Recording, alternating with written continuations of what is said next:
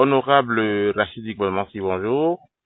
Bonjour, cher ami journaliste. Il faut dire que après la décision rendue jeudi par la Cour constitutionnelle déclarant conforme à la Constitution la loi modifiant et complétant le code électoral, des réactions ont été enregistrées. Le président Éric Condé, premier vice-président du Parti des démocrates, a déclaré que le test contrôlé par la haute juridiction est faux et que la procédure est aussi fausse. Que pensez-vous de sa déclaration? Vous savez, cher ami journaliste, ça me fait rire. Je ris, mais en réalité, c'est une déclaration qui fait pitié. Et je parle en tant que titulaire d'une large et grande expérience parlementaire face aux détenteurs d'une moyenne expérience parlementaire. Vous savez, en toute humilité, Rachid Badamasi, c'est 5 législatures pleines contre 3 législatures pleines pour mon ami et frère, le président Éric Condé. D'abord, je suis à la fois irrité et scandalisé de constater que lui, qui est le deuxième responsable d'un parti qui se fait appeler les démocrates, parti du peuple, n'a rien de démocrate. Sa déclaration consécutive à la dernière décision de la Cour constitutionnelle qui les déboute sur les recours contre le code électoral modifié n'est pas digne d'un démocrate. Ce n'est pas une attitude républicaine. La démocratie, c'est aussi le respect des institutions démocratiques et de leurs décisions, qu'elles soient favorables à un camp politique ou à un autre. Les décisions de la Cour constitutionnelle sont sans recours.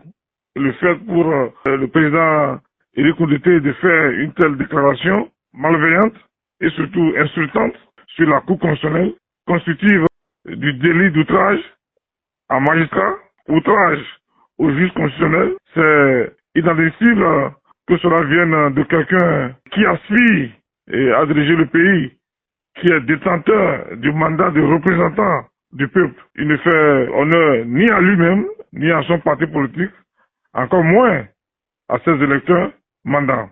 Vous savez, le président Éric Condé ignore sûrement beaucoup des procédures parlementaires. Il faut un bon recyclage, il désapprend et c'est regrettable. Honorable Rachid Igbalmansi, ce code électoral modifié est vu par l'opposition comme un nouvel outil d'exclusion dans la perspective des élections générales de 2026. Que dites-vous de cette appréhension? Bon, vous savez, le discours sur l'exclusion a toujours été sans objet. Il est davantage depuis les dernières élections législatives. Que dit la loi électorale approuvée par la Cour constitutionnelle? Article 132. Nul ne peut être candidat s'il n'est parrainé par un nombre de députés et ou de maires correspondant à 15% de l'ensemble des députés et des maires provenant des 3/5 de l'ensemble des circonscriptions électorales législatives.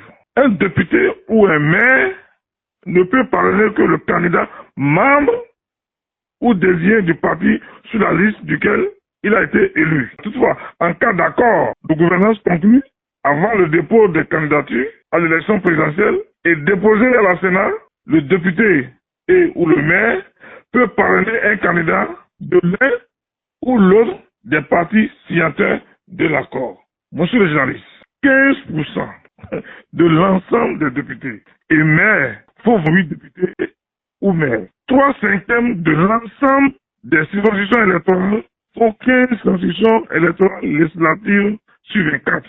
Le parti Les Démocrates, seul parti d'opposition représenté à l'Assemblée nationale, a 28 députés qui proviennent de 15 circonscriptions électorales législatives. Alors, chers amis journalistes, où se trouve l'exclusion? Où se trouve l'exclusion?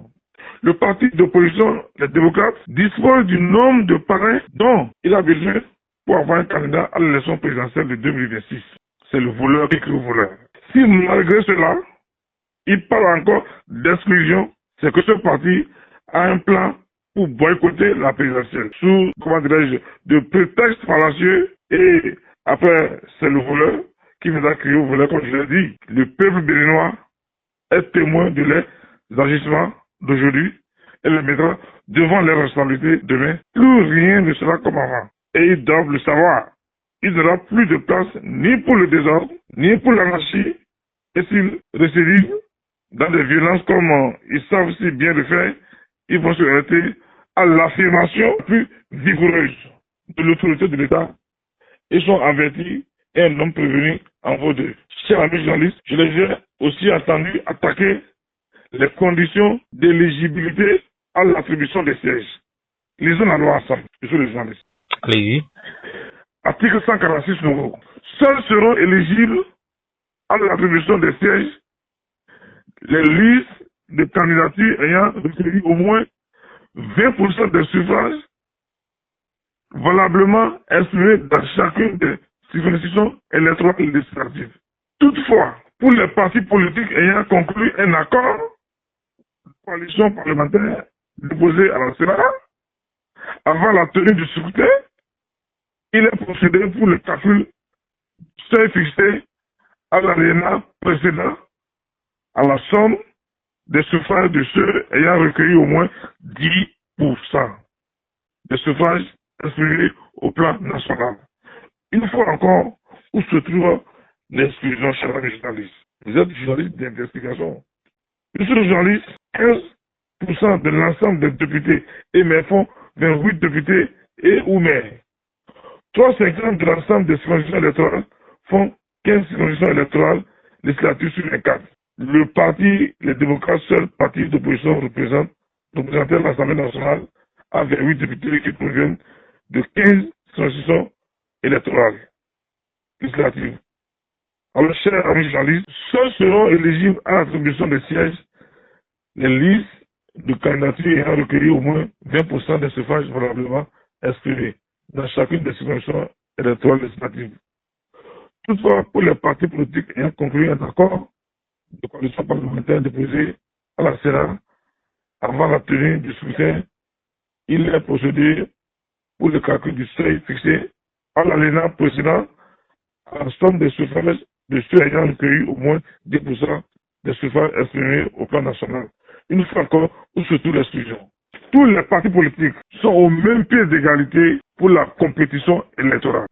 Si un parti politique n'est pas sûr d'obtenir 20% de suffrages valablement exprimés dans chacune des circonscriptions électorales législatives, et puis au moins avoir 10% des suffrages exprimés au plan national, la loi lui permet d'aller signer un accord de coalition parlementaire avec un autre parti politique qui peut se battre comme lui pour obtenir, comment dirais-je, aussi 10% des suffrages au plan national. Et comme ça, la Sénat mettra leur voix ensemble pour calculer les 20% dans chacune des circonscriptions électorales législatives. Ni la loi, ni personne n'empêche, encore moins n'interdit aux partis, les démocrates, et à aucun parti de l'opposition d'aller signer d'accord de coalition parlementaire avec qui il veut. Il n'y a donc pas d'exclusion.